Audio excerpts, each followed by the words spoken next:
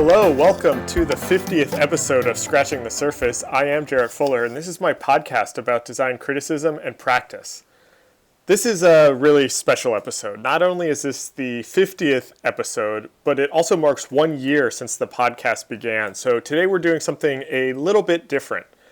Michael Bierut returns to the podcast, but this time he is sitting in the interviewer's chair and talks to me about my background and why I started the podcast, how my definition of graphic design has evolved, and what I've learned from 1 year of recording these conversations. Essentially, all the questions that I ask everybody each week, he kind of turns the tables and forces me to answer them.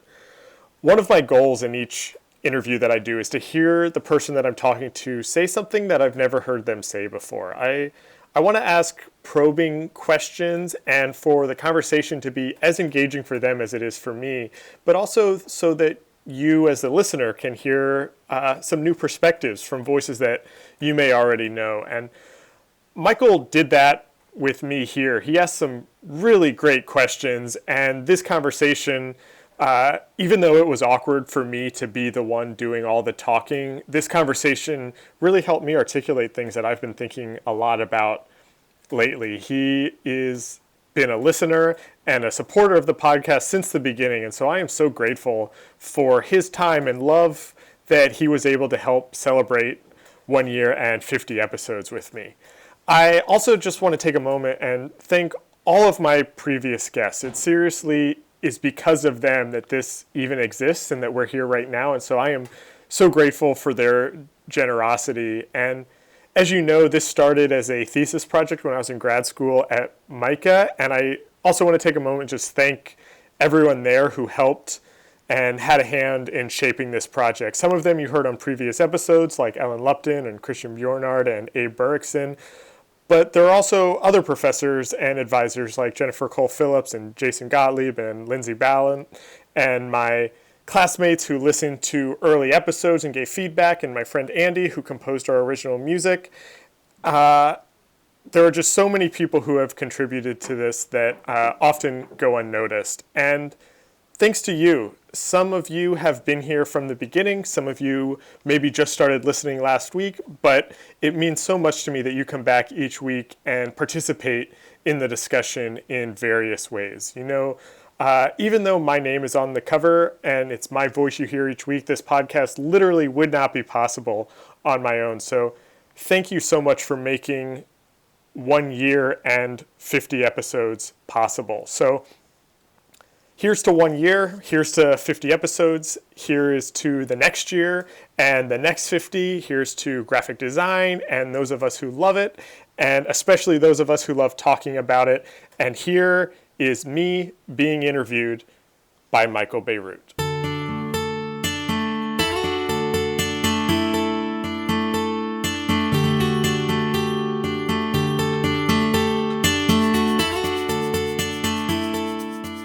So, why did you embark on this project in the first place? That's a great first question. And how far back do you want me to go? Go back as far as you want. Go back to your childhood if you want. I mean, so I've told this story before on the podcast, but I kind of realized that I wanted to be a designer when I was in high school, and this was in the early 2000s. And I actually think I told you this because I kind of remember sitting in this same spot. Grew up in suburban Pennsylvania, had never met a graphic designer before, but this thing called graphic design was this thing that I kind of had always done. And then there was a moment, I don't know exactly what that was, where it suddenly clicked that this was a thing I could do.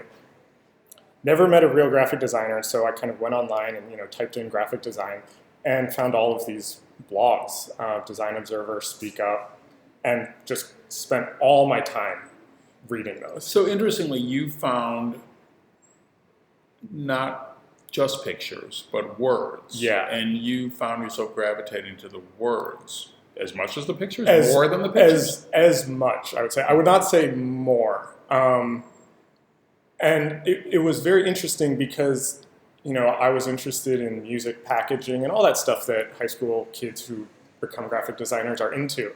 And then suddenly I found this other thing where it wasn't just about the visuals. and I loved all the visuals.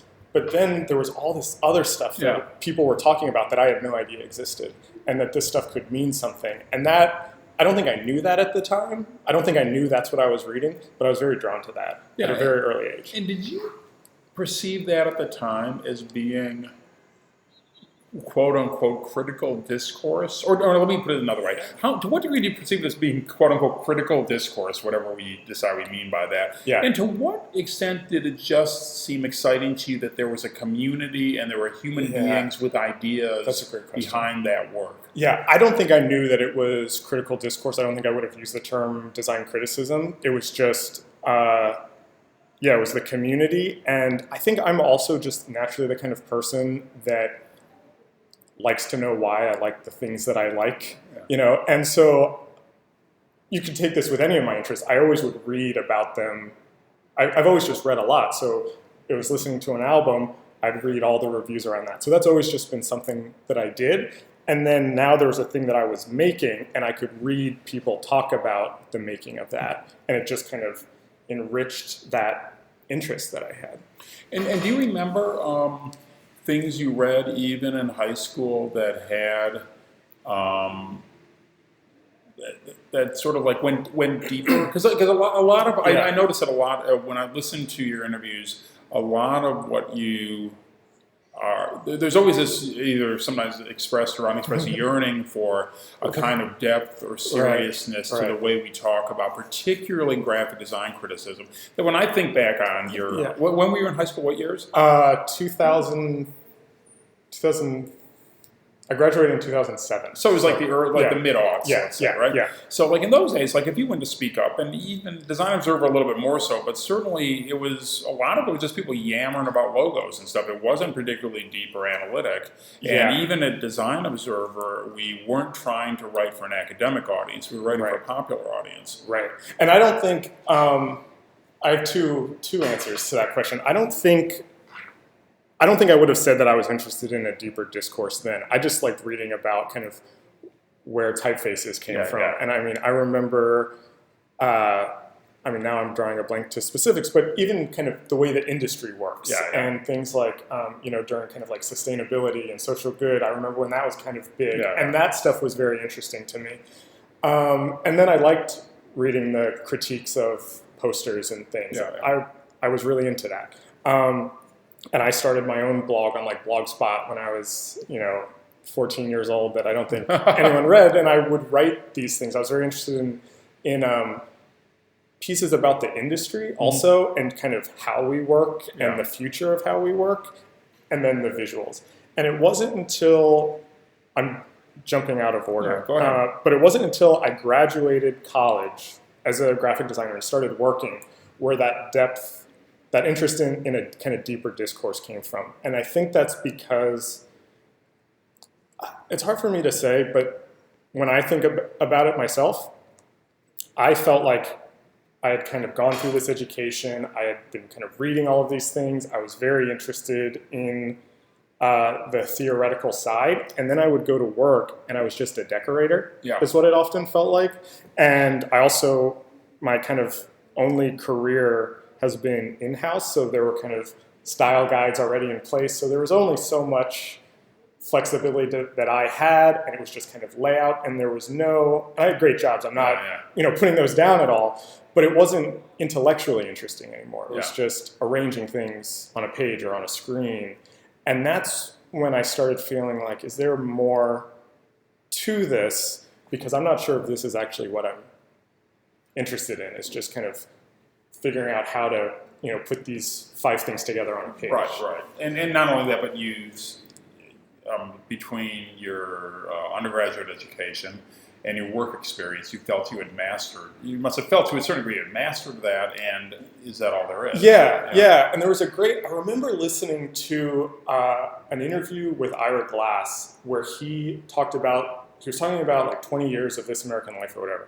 And he said the way you have a sustained creative career is you keep making the job harder for yourself. And that really clicked for me because, I don't want to say that I was a master designer or anything, but I definitely felt like what I was doing, I could do that. There was no kind of thought. to it. Yeah, exactly. So did you realize that you diagnosed yourself, and did you realize the cure was graduate school, or did you flail around a little bit trying to figure that out? A little bit of both. I always wanted to teach also, so I knew graduate school was a part of my career somewhere. I knew I wanted to go into academia, and I always loved being in school and around school. So I knew I was going to go back, and I had my sophomore or junior year undergrad, one of my professors was like, you're going to go to graduate school. Like, you're not done here. Yeah. And so that was kind of always in the back of my head. But then I was looking around to try to figure out, who are people that are doing things that look interesting to me, and how do I kind of have that kind of career?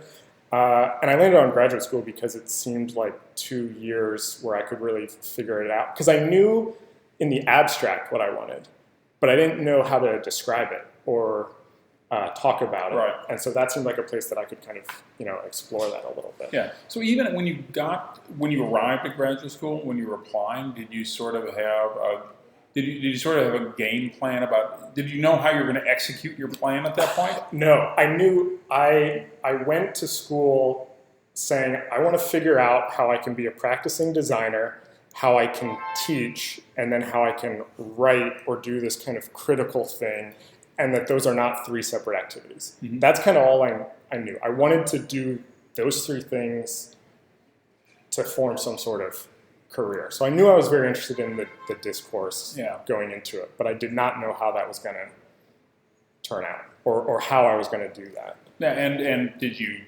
have different ideas that you tried first? I mean, when you arrived at graduate school, you must have done what people in their first year of graduate school did. Yeah, and I definitely there was definitely a bit of that's a really funny question actually, because there's definitely an imposter syndrome also, because I then thought I had to perform like I was being that type of designer that I wanted to be. Yeah. And so suddenly my work was very different, and you're kind of trying on these different clothes. Right. But I really thought that I was going to leave graduate school with some sort of book. That's kind of in my mind what I thought this was going to be, or what I had to do was write some sort of book. And that my career was moving away from being just a designer to a writer or a critic or something like that. And then I got there and I started, trying on these different clothes and realized that I actually still loved design and the process of design. And that's kind of when I realized that what I was doing before was kind of decorating and it wasn't finding the right parts. Right. So then it became very much, okay, how do these things fit together? Started thinking about my thesis and kind of really what I wanted to focus on. And I knew this idea of criticism was something that was important to me, but even that I didn't know kind of what that meant. And it wasn't until I made this video essay at the end of my first year, kind of as I started working on my thesis. And for that I was really interested in other mediums to talk about these things. And that was a big turning point for me. And the video essay, as I recall, more or less was an exploration of an idea. What about using video as a means to talk about critical graphic design? Right. And it was does it have to be an essay or a tweet or whatever? Or can it actually be, we are visual people, can our criticism take the form of visuals in a way also? And so it was this kind of meta video essay about video essays and how could that fit into design. And that was I can't overstate kind of how much of a turning point that was for me for a couple reasons. One, it felt like a success in that maybe this is an interesting medium to work in, video. And then it went around the internet in a way that other things I had made had not, which told me that there were kind of other forms that might travel better. And something that was really important to me is that I didn't just want to reach the people who already were interested in design criticism. Right. I wanted it to be something that was kind of accessible for everyone. And that video hit those types of people. And so that got me thinking, what are other ways that I could do that? And that's kind of where the thesis, which then became this project kind of came from. So, but why didn't you make more videos? I've tried. I've really tried, and that's probably like the one failure of it. Is that it's not a failure. It's just a question. It's a choice. I have. On my computer, I have like 4. You can return to that. Yeah. I have ideas for them. The work going into them, that is the downside. Is that they do take a lot more work. And then I had one that was getting really far along on kind of fake news. This was kind of right post-election, and the design angle on that. And all my footage was kind of like post-election, and then it was making me depressed. And I was like, I don't want to work on this right now. But it's funny. There is a kind of the video essay is a form that, in part it has, just because this video has the expectation of being timely in a way, you could almost say it sort of ages more quickly than almost any other medium. You can see people's haircuts. The music choices sound dated. It sort of bears a style that kind of will sort of age more quickly than a written essay or a podcast, which is what you ended up deciding to do. And even the podcast was kind of an accident. And I think probably when I emailed you and my kind of first group of guests, I said that these were interviews that were going to eventually become a book, and that the podcast was going to be this kind of promotion for this book, but it was all going to be into this physical format.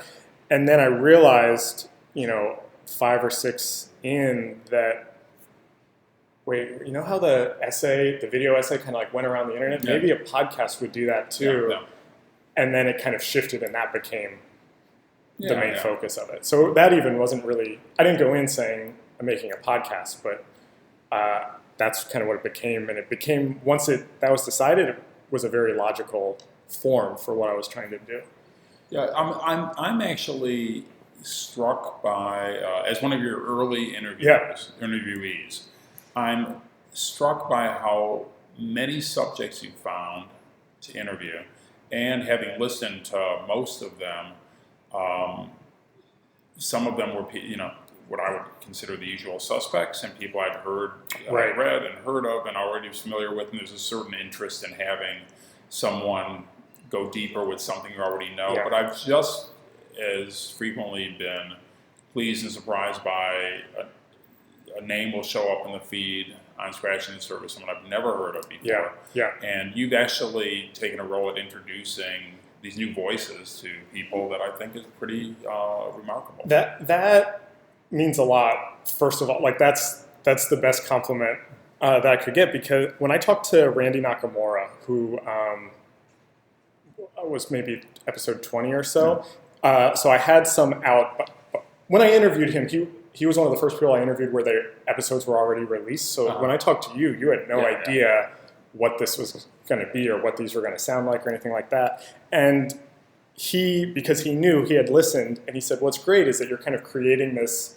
survey of contemporary design discourse for this moment, that someone can just jump into any one and figure out what are people talking about right now, who are the voices you should be listening to. And that became a kind of direction for me of, I'm kind of surveying everybody from all points in their career, not just getting the people you know, but introducing other people, getting people who maybe are a little bit outside of the profession that we have something to learn from. So I'm glad that that's kind of coming across in the guest selection. Yeah. So I think the scope has widened ever so slightly, but it still always comes back to that kind of core idea. Yeah. Do you, just talking specifically about what you've done with the podcast series, with Scratching the Surface, has your definition of what like graphic design is expanded? Because I said it's interesting, because I think you'll often kind of characterize your point of view as being that of a graphic designer, even when you're talking about an architecture critic or a technology critic. And often I sort of sense that there's like the borders are very slippery in terms of what those things are. Has your idea about what constitutes what graphic design is? That's the best question. I think about that all the time. I would say yes, it has changed. What it's changed to, I still don't know if I have an answer, which I think is why I keep doing these also. When I started, and even, this kind of goes back to even that kind of feeling I had working is it just kind of this surface decoration? Is that what it is? And I think even into the interviews, that's still how I approached it. And I've found the more people I talk to, the people in architecture or kind of different fields, is that there is the process part of it that is part of the design also. Right. And so there's things like strategy and, planning and things that are often not talked about as graphic design, but I think are graphic design. Mm-hmm. I talked to Jeff Maynall recently, and he had this great definition where he said it was like, if you think of graphic design as just arranging objects in physical space, suddenly a landscape could become graphic design when looked at aerially from a satellite. And that's really attractive to me. Yeah. I'm not sure I totally am on board with that definition yet, but I like that a lot, and I'm very interested in thinking about that. And I also noticed in that particular interview, he said something that really appeared to resonate with you, and that others have said versions of this, which is that Jeff's interest, like he admitted he's not qualified in any way to write about architecture, but he sort of, when he started mapping all the things that he really cared about, he figured that there was a big Venn diagram, and the point of mutuality was something that you might be able to call architecture. So if he sort of said, okay, I'll start with architecture and I'll use that as an excuse to talk about all these other things. Yeah. And I sense that you've come to think of graphic design as occupying a similar place. Yeah, that's exactly right. And I talked to Carrie Jacobs recently, and she said the same thing, that she considers herself as a writer, a generalist, but uses design or architecture so she can kind of talk about all those other things. And I don't think I knew that until recently, that, I'm a very curious person in general, and I like movies and books and politics and history, and that graphic design is actually a part of all of those things, and that maybe that's where my interest in the subject comes from, is this lens to talk about the world, really. Once you think about it that way. Yeah. There's often in your conversations you get to a point, and then like it'll have different specific ways you will raise it, but a lot of times the implication behind it, I don't think we've ever come out and said it quite this bluntly, but is graphic design to have enough importance in the world to withstand this kind of scrutiny? Yeah. Like, for instance, I think when we like, a lot of times you'll raise, particularly if you're talking to an architecture critic, or even not an architecture critic, there sort of is this underlying idea that architects have critics at daily newspapers. They have this body of intellectual kind of analysis that graphic design has not yet developed. And maybe is doomed not to develop, sort of depending on what your attitude is about that issue. Because I think buildings are buildings, and they're things of consequence, and they have to be. The built environment is a real thing, and everyone has to engage with it. Yeah. I'm answering my own question, though, so go ahead. I lost a little bit of track of what the question was, but I'm going to try to answer what I think about in regards to that. And it actually, this might have been a Design Observer. One of the pieces that really resonated with me when I was a kid, there was one about a building being knocked down or something, and there was a question of, is there any piece of graphic design that would get this sort of outrage? This was one of your pieces? Okay, I remember that, reading and being very interested in that as a kid. And so that's something that I think I've always thought about. And so if your question is do I think graphic design is worthy of that? Yeah. That's an easier way to put it. I would say yes, but not all graphic design. Yeah. And that's something that I've been trying to articulate through these also, is that not all, let me think how to say this without it sounding bad. Not all graphic design is of equal importance. Yeah. And there are some things that don't really need to have, Right. a 3,000 word Yep. essay around it, and that's fine. But there are some that are worth talking about that have consequence in the world, that to just talk about them superficially is missing larger questions about, the type of work that we do and kind of the way the industry works, or the way we're perceived in the public, or the way this thing promotes a certain ideology or changes things. And there are definitely is a good body of work of graphic design that needs and deserves that kind of discussion around it, I think. Would you say, as you've been having these conversations, that your kind of view of this world has been filled in progressively, as if a big puzzle is being assembled, or if a big painting is being colored in, or has it changed? Yes. Yes, both of those. Okay, I think the puzzle is being filled in, but the puzzle is bigger than I thought it was. Yeah. I think so. When I feel like it's that last jigsaw piece is in, that it's like, oh, there's this whole other side that I haven't filled in yet. So I think that's kind of how the podcast has sustained this long. I mean, even when I started, I did not. I'm not saying this out of any kind of arrogance or self-congratulations. Yeah. I did not think that there were going to be 50 of Yeah. these. I thought maybe a dozen, maybe 2 dozen, and that I would get some sort of answer or have some sort of theory around it. And each one answers something and then asks new questions. That's like, oh, I didn't think of that. And then that sends me to a person that I maybe didn't even know about. And then I talk to them. Yeah. So it's become this kind of, as it fills in, it also expands. Yeah, I think that's definitely true. Is there a question you ask people that you know is the hardest question, or that you've learned is the one that makes them stop? I ask 2 questions at the end of every interview that I thought would be the easy questions, but they're the ones that tend to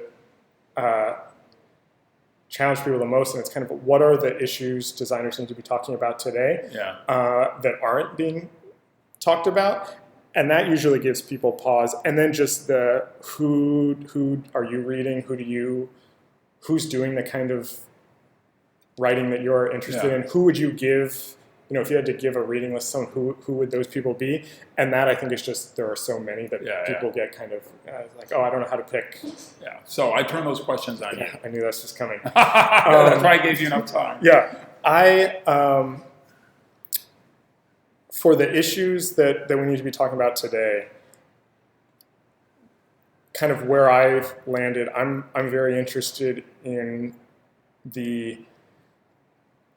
I end up using this word a lot now, but kind of the ideologies that design is promoting. And I think this comes from when I was in school, in addition to my graphic design MFA, I had a concentration in critical theory, and so I was reading all these philosophers who I'd never read, and for a long time was kind of struggling to connect them, but then kind of realizing that design is this physical manifestation of these ideologies, and I think that's something important that we're not talking about, and kind of power and audience and who receives the design and what does that mean is something that I think is important that's not really being talked about.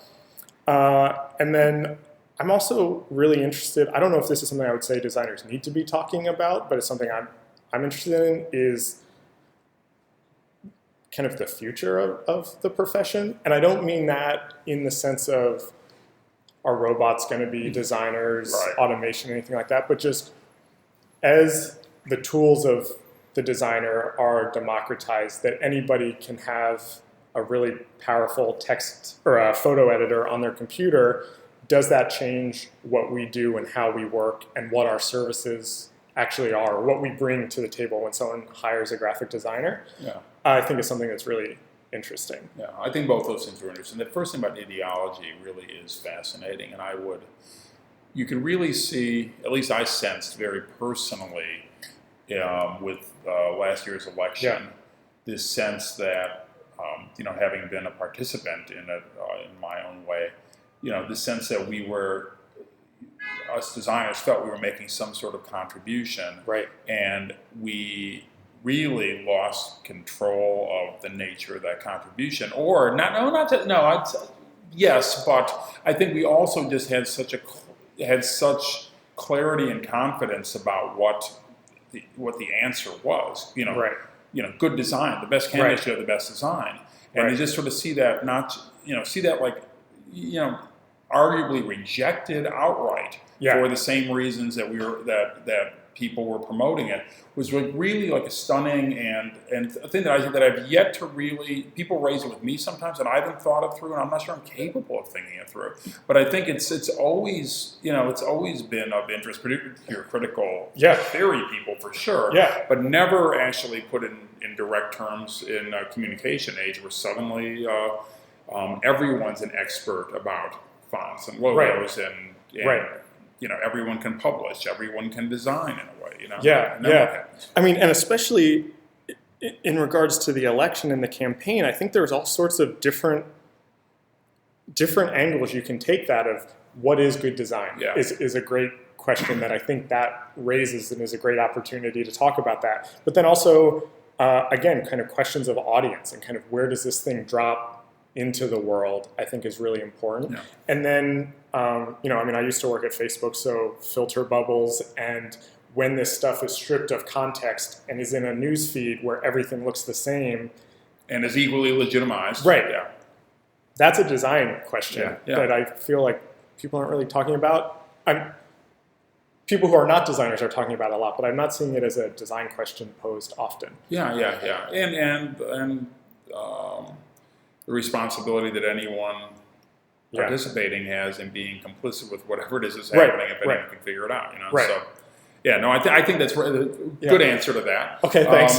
And then I won't ask you who we should be reading, but unless you want to answer that. But I would also say some of the answers to those questions have been the things that have made me either pull out a pencil if I'm in a position to do it, or go to the show notes and look it up afterwards. Yeah. So are there ones that really? How is your purview of the writing about design and things we could read expanded over the course of those episodes? That's a great question. I'm going to answer that in two ways. There are a couple pieces that previous guests have recommended that I think have shaped how I ask later questions. And the first one was Michael Rock, who was my fourth interview, and he recommended two things. One was Bruno Latour's A Cautious Prometheus that really shaped, I think, a lot of the questions I asked.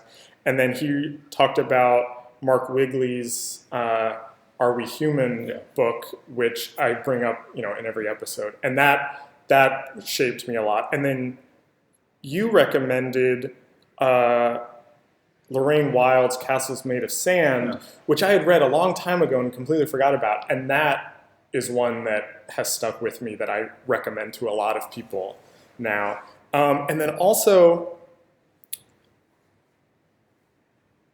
so those are kind of the specific pieces that I think have really shaped future episodes. But the other piece of this is kind of the other things I'm reading that aren't design that I think have filtered in. And that started, especially when I interviewed Sarah Watson, who was a technology critic.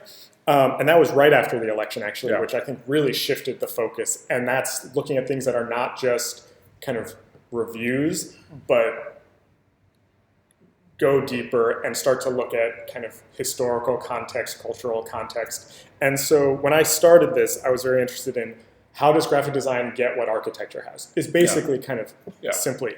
And now I found that there's a lot of really good technology writing that relates directly to design. There's a lot of good media criticism that is very much a design. Daniel Borston's book, The Image, is one that I think about basically every day now. And a lot of film criticism, and not movie reviews, but kind of actual criticism is something that actually I feel like there's a lot that designers can take from. And I'm glad you landed with that film criticism as an example, because one of the topics you return to, and you come at it from different angles, has to do with a question you'll ask a lot, particularly to a practicing designer, is how does the writing and criticism you've engaged with affected the way you think about design, the way you do design? But I've noticed there's a different issue that will arise when you're talking to kind of writers who are not designers, and often they'll sort of say that they'll sort of look with kind of curiosity, if not skepticism, at a field where so many of the practitioners in it are the ones that are writing about it. Right. And I think you've been really candid and gotten candid responses from people about kind of, the way you're inhibited from really writing about, about what it is you do, or even, because you're hesitant to kind of even bite the hand that feeds you, to kind of jump on colleagues, do all sorts of different things. So I think that idea of like the writer practitioner comes up a lot, and it's funny because the model that I thought of, particularly is like the French New Wave writers, right? So you have like those guys who actually were easy to dismiss as critics, people like Godard or Truffaut. And you think about the interviews they did, Truffaut's interviews with Hitchcock, which are irreplaceable, partly because he's asking these questions filmmaker to filmmaker in a way, and a regular person from the film press would never have gone quite as deep with those questions, and probably elicited the same degree of trust that he got from Hitchcock, right? So I sort of like, you are the Truffaut. Well, I don't know if I would say that, but so can you talk about that dynamic? There's so many ways to approach it. Let me try to pick that apart a little bit. The French New Wave and that group of critics who then went on to make movies is something that's very influential in the way that I've thought about this. So I love that you brought that up. And I think, I don't know if this is exactly what you're asking, but again, I'm just going to kind of say what I thought going into this project, and now a year later, kind of where I've landed, is that I thought I was saying that we need people outside of the profession to be talking about it, which I still think would be helpful, but I don't know if it's necessary. What I do think is those of us inside the profession are the ones who are kind of most ready to raise these discussions. And so it's kind of up to us to be talking about it, to be raising these questions, and then backing it up with the work that we do also. And that we should. I don't know exactly how to say this. We are the ones that are doing it also. So it isn't just we should be talking about it, but then doing it also. And we have the knowledge of that whole process. So the way Truffaut talks to Hitchcock, he understands how to make a movie. So you can talk about all those pieces. And I think that's the value that a practitioner who's also a critic or a writer has, is that they can talk about working with clients to the visuals, to the process, in a way that an outside critic wouldn't have that full view. Yeah, and there also is one of the things I like about the podcast is often I'll finish an episode and I'll just be excited about some sort of, a path that wasn't pursued, or an idea that I'll come up with my own, third idea that you and your interview subject didn't come up with. And there's a curious one. You talked about people from outside of the profession writing about it, right? So professional writers who somehow have to be motivated to write about graphic design. And one of the things that you sort of get a little bit of this occasionally when you're talking to professional critics, let's say, where you really realize that there's this, economic system that compensates writers, but somehow it's underlying their compensation is this sense that they're going to be delivering an audience to advertisers. The reason there are all these really interesting architecture critics in theory, you could say, is because there will always be room for ads about condominiums in newspapers and magazines, right? You could say that there's obviously film criticism, because at the base of it, it's like consumer reporting. People just want to know, should I see this movie or not? And then the highest end of that is deep, interesting media criticism, but at the lowest end is just like thumbs up, thumbs down. Should I go? Should I pay my money on Friday night? Right? Yeah. And I think what I've often noticed is that there just isn't, that economic driver that would sustain, that someone would say, yeah, we need to cover graphic design more so we can get more people interested in graphic design to read our publications, so that they will then what? Right. Like, not buy specified paper, buy fonts, those people, there's like little, they're sequestered off. So I think it may, sort of the economic model that sort of drives that sort of journalism and criticism may be non-existent. I think that's the biggest question that I have yet to find an answer to, is how is this actually supported? Yeah. And if I've learned so much from all of these interviews, but the one thing that was very surprising to me is that there actually is an audience for this type of deeper critical discourse. Yeah. I thought there were maybe 50 people in the world who were interested in this, and it turns out there's a lot more. And people tell me this all the time. It's like, oh, this is something I've been thinking about, and no one was talking about this. And so the audience is there, but how you support that financially is still the missing piece. I don't have an answer for that. I don't know how to do that. Do you have blind spots? Are there things that you think are somehow part of this world that somehow you haven't kind of like come up with the ways to talk about yet? Yes. The biggest one for me is, and my biggest kind of frustration with the podcast so far, is it's still very American and European. Yeah. And I would love to talk to people who are not American or European about how design functions in other parts of the world and what type of discourses there are around design in other parts of the world. And that is a complete blind spot, and I'm not even sure totally how to begin, which is embarrassing to say, but I would love to expand that scope. And then the other thing that I think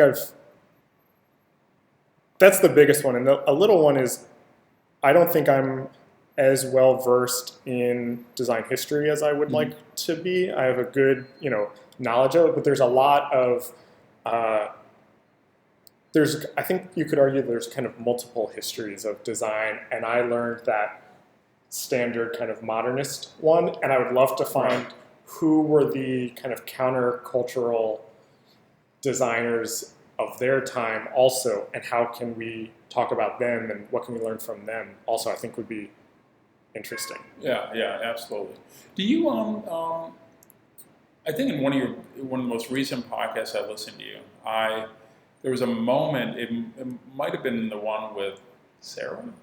No, Hannah. Hannah Ellis. Hannah Ellis. It may have come up in that one where the idea of, it wasn't put in these terms, but the implication was having almost like a hostile interview, or is there, do you feel like you're talking to people who just agree with you all the time? And, that's not, I don't think it's necessarily uncharted territory, but for instance, I've noticed that just as when I'm kind of doing what I think is promoting a broad view of our profession, I'm criticizing, and I take this criticism really seriously, of just being a print designer who doesn't get what a digital designer cares about, and doesn't get what issues are important for them. And occasionally I'll stumble into a Twitter thread or something that's people hotly debating something that has to do with the deep end of technology, well beyond kerning pairs, and like way into, sort of the stuff that's under the stuff that's under the stuff that's under all the stuff we actually see. And I realize that there's this giant submerged iceberg that actually may be more important, that might be called algorithms or might be called whatever the hell they are, that actually is dictating a lot more than the choices that I'm permitted to make when I arrive in the last 3 minutes of the process to kind of do my little bit of a decoration. And I just, and to me, I wonder, not necessarily a hostile audience, but one that really is sort of like, further afield. Yeah, that's a great question. I think, kind of how I mentioned earlier that I feel like the scope is widening kind of ever so slightly. Yeah. My hope is that the people I talk to kind of introduce me to those other things so I can start to include those in this discourse that's kind of forming around this podcast and the people that I'm talking to. So I know I'm very aware that there are things that I have no idea about that I would like to know more about, and I'm kind of hoping that the people I talk to will get me there somehow. And then I want to go back to kind of the first part of your question, which is something that I have struggled with a lot, is one, what is my role as an interviewer? I had never interviewed anybody before I did this, so I'm kind of making this up as I go.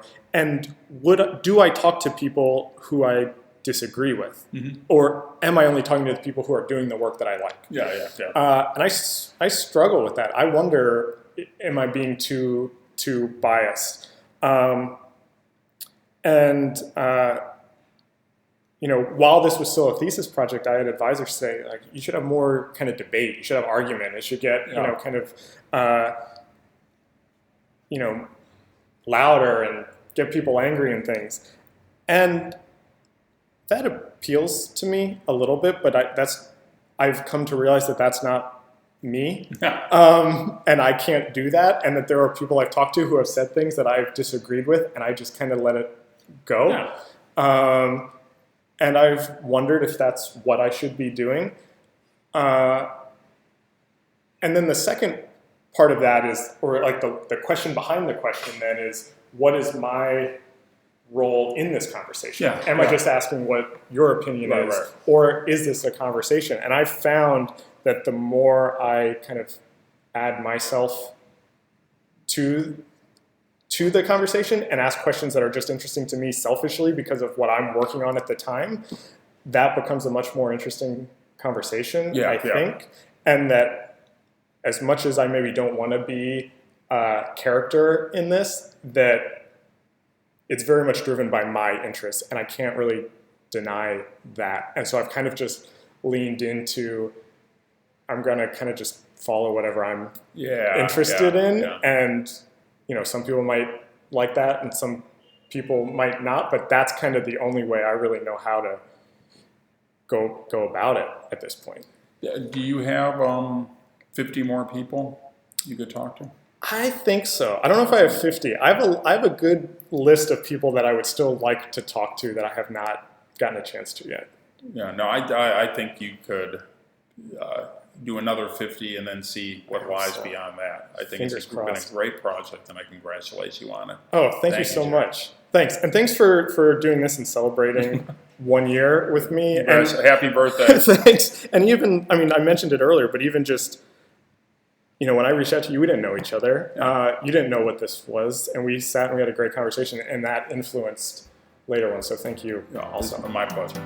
This episode was recorded on October 9th, 2017 in New York City. Our theme music is by Andy Borgasani. We're on Twitter and Instagram at Surface Podcast. You can find us on Apple Podcasts and SoundCloud and at scratchingthesurface.fm. Thanks for listening.